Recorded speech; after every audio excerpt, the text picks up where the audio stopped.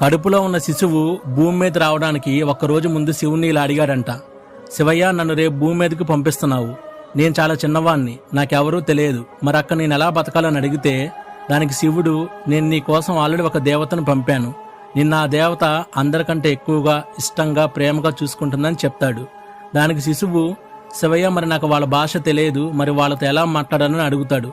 దానికి శివుడు ఒక చిన్న నవ్వు నవ్వి, నీకోసం అక్కడ ఒక దేవత ఉంది, తను నీతో నువ్వు ఇంతవరకు విననటువంటి అందమైన మాటలు మాట్లాడుతుంది, అలాగే నీకు వాళ్ళ భాష నేర్పించి అందరితో ఎలా మాట్లాడాలనేది చెప్తుంది అని శివుడు చెప్తాడు. సో శిశువు, మరి నాకు ఆకలి వేస్తే ఎలా అని అడుగుతాడు. దానికి శివయ్య, నీకోసం అక్కడ ఒక దేవత ఉందని చెప్పాను కదా, తను తినకపోయినా నీకు తినిపిస్తుందని చెప్తాడు. దీంతో శిశువు, శివయ్య, ఇంతకు ఆ దేవత ఎవరు, ఆమె పేరేంటి అని అడుగుతాడు. దానికి శివుడు ఆ దేవత పేరు అమ్మ అని చెప్తాడు.